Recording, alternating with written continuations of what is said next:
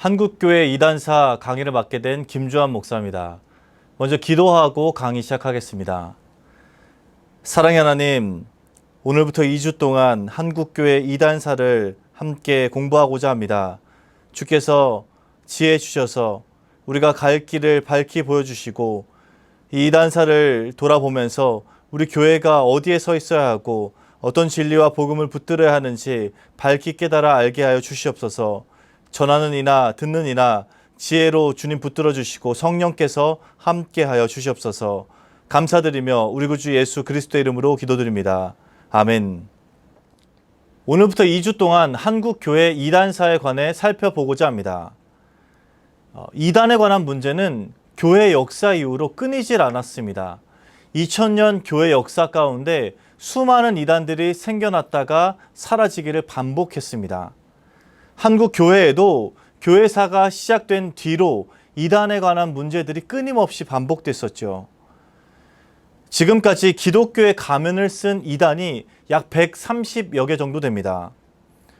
이단이 교회사와 함께 이 암암리의 세력을 펼쳐나가는 동안에 이단들에게도 계보가 생기게 되었습니다. 이단에도 계보가 있다니 놀라울 따름입니다. 앞으로 2번의 강의 동안 한국교회 이단사에 관한 내용을 잘 정리하셔서 우리에게 있는 진리를 더욱 잘 지키고 붙드는 귀한 시간 되시길 주님의 이름으로 축복합니다.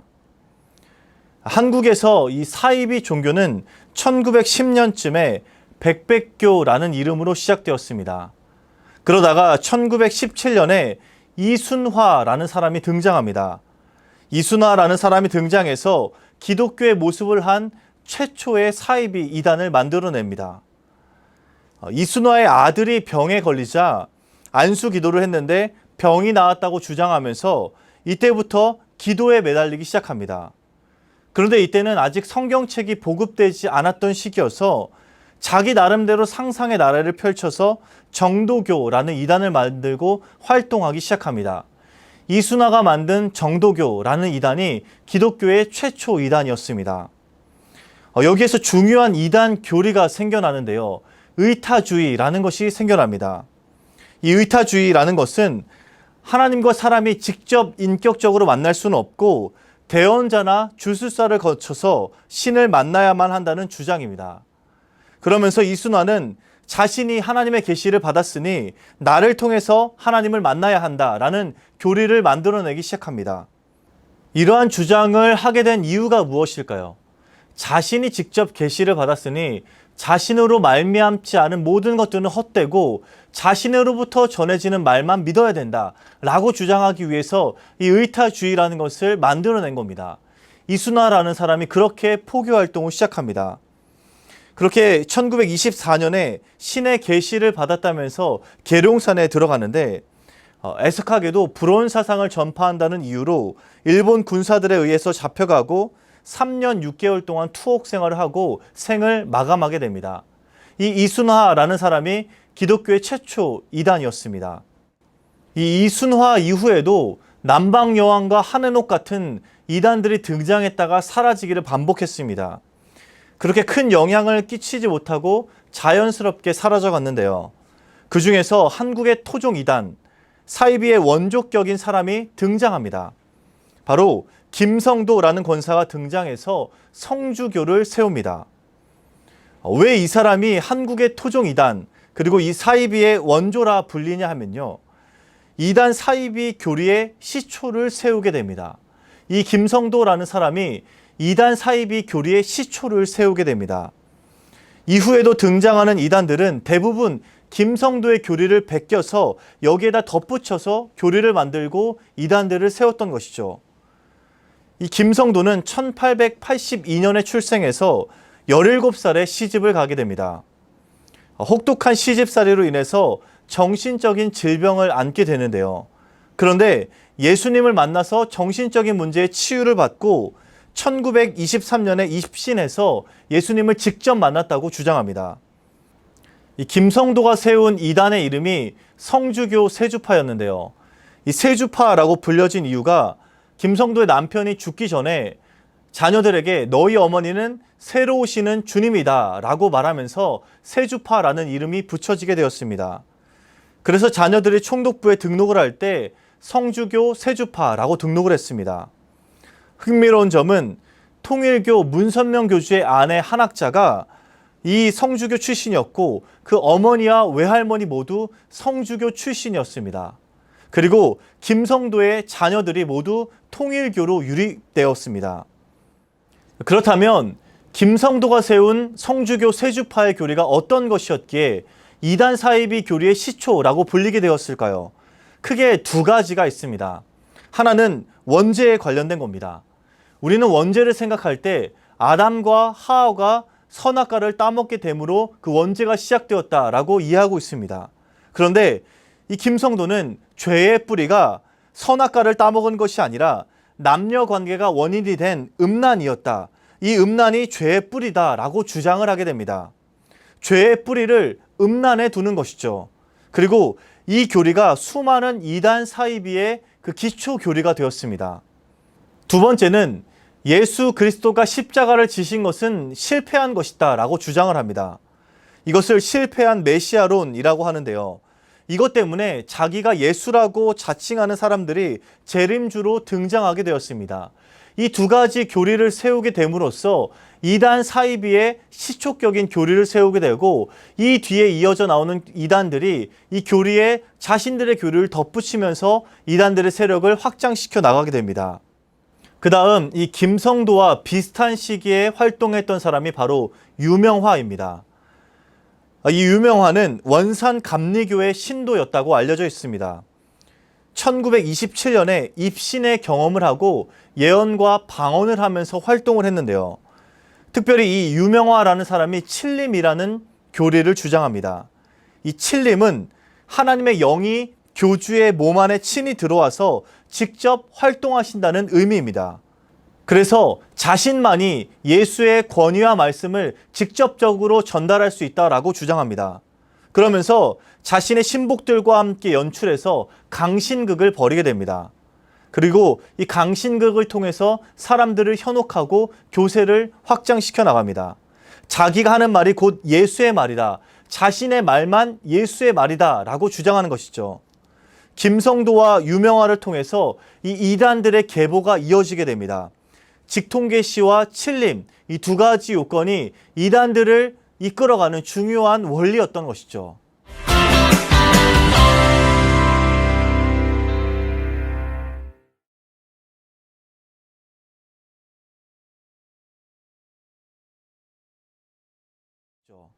그 다음 김성도와 유명화를 이어서 한국교회의 그 이단 교리를 집대성한 인물이 등장합니다. 바로 김백문입니다. 한국교회의 교리의 시초가 김성도와 유명화였다면 이 김백문은 그 교리를 집대성한 사람이었습니다. 이스라엘 수도원을 세워서 기독교 근본 진리라는 800페이지가 넘는 책을 집필합니다. 국한문 혼용으로 이 책을 썼는데요. 현대 이단의 모든 교리가 다 여기에 들어가 있다고 해도 무방합니다. 이 김백문이 정리한 이단 교리들 중에서 크게 세 가지만 살펴보자면 먼저 첫 번째는 김성도가 세운 음란이 죄의 뿌리다라는 교리를 정리하고 발전시켰습니다. 하와가 사탄과 부적절한 관계를 맺고 그 타락한 하와가 아담과 관계를 하면서 죄가 시작되었다라고 정리를 한 것이죠.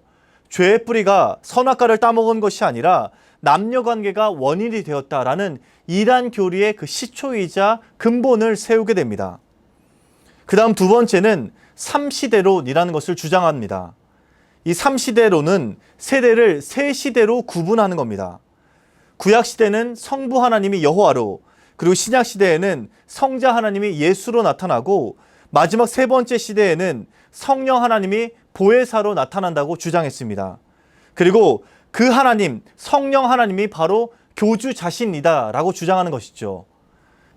그리고 이 삼시대론이 우리가 알고 있는 그 유명한 이단들을 세운 사람들이 주장하는 그 교리가 됩니다.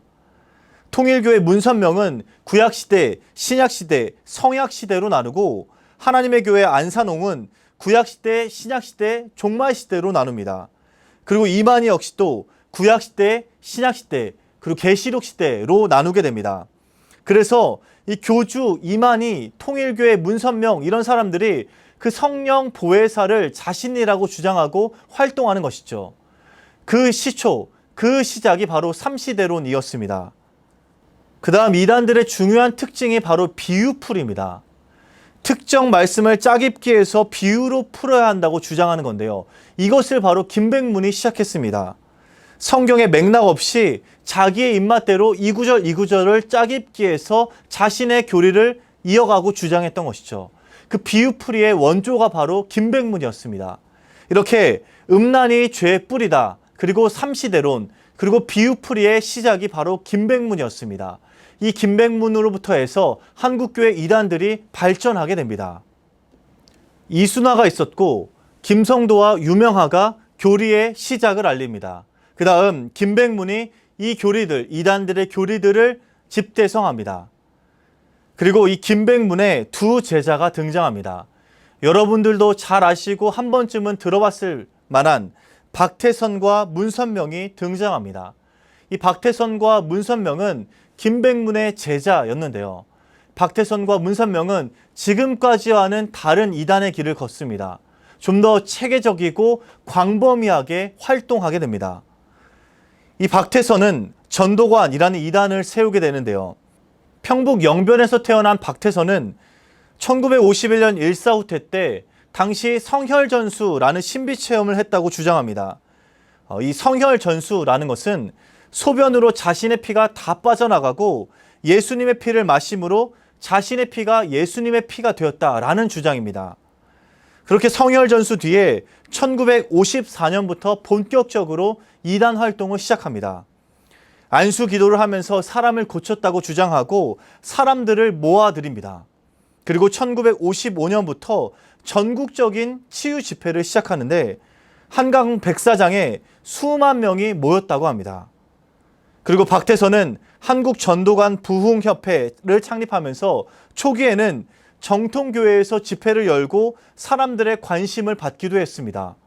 그러다가 점차 변질되고 혼은 문제가 터지고 나면서 1956년에 이단으로 규정되게 됩니다.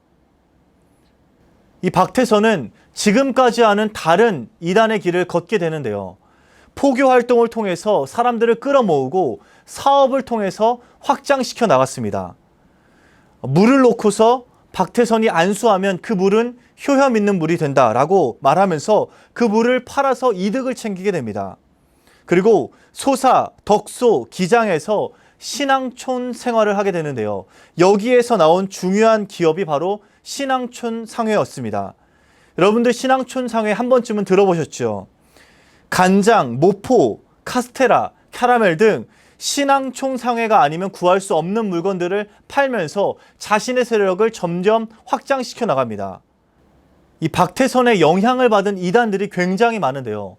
박태선의 기업 문화를 전수받은 것이 바로 구원파의 유병원이었습니다. 그리고 이도은이라는 사람이 박태선을 신격화시키고 그것을 이만희에게 전수합니다. 신천지에 등장하는 그 14만 4천 명도 박태선에서부터 시작되었습니다. 1950년대 이후의 이단들은 박태선으로부터 시작했다고 해도 과언이 아니었습니다. 그리고 박태선은 지금도 여전히 그 명맥을 유지하고 있습니다. 그 다음 이 김백문의 두 번째 제자가 바로 문선명이었습니다. 문선명은 평안북도 정주군 출생으로 본명은 용명이었습니다. 10살 때 이 문선명의 집안이 모두 기독교 집안이 되었는데요. 김백문의 성경 원리 해석에 영향을 받아서 그 사상이 정리되기 시작합니다. 그리고 제2 예루살렘을 만들고 평양 일대에서 선교 활동을 시작했습니다. 그러다가 1946년 8월에 사회질서 문란의 죄목으로 수감되기도 했습니다. 그러다가 이 문선명은 한국전쟁 때 월남에서 1957년에 원리 강론을 완성하고 통일교의 교리를 갖추게 됩니다. 우리가 이 이단들의 계보를 잘 알아야 하는데요. 왜냐하면 전도관의 박태선, 그리고 통일교의 문선명, 신천지의 이만희, 이 교리들이 거의 유사합니다. 해 아래 새 것이 없다고 그 이단들의 위로 올라가고 이단들의 위로 올라가 보면 다 그 뿌리가 한 곳에서 나오게 된 것이죠. 김백문, 박태선, 문선명, 신천지, 이만희 이 모든 것들이 맥을 유지하고 있고 계보를 이어가고 있습니다. 박태선과 문선명의 특징은 박정희 정권과 밀착해서 그 기업을 일궈내고 세력을 확장시켜 나갔다는 데 있습니다. 이 박태선이 신앙촌 상회를 세우고 세력을 확장시켜 나갔다면 문선명은 통일그룹을 세우고 수출을 많이 하고 또 훈장을 받기도 했습니다.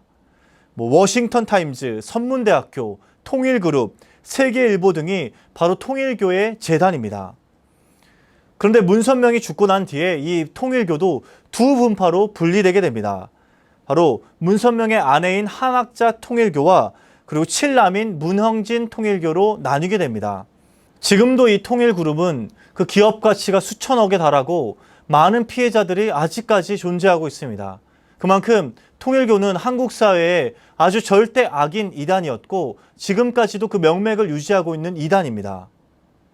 이렇게 김백문의 두 제자인 박태선과 문선명은 한국교회에 아주 악영향을 끼치게 되고 이 박태선과 문선명의 수많은 영향을 받은 제자들이 또 나타나게 됩니다.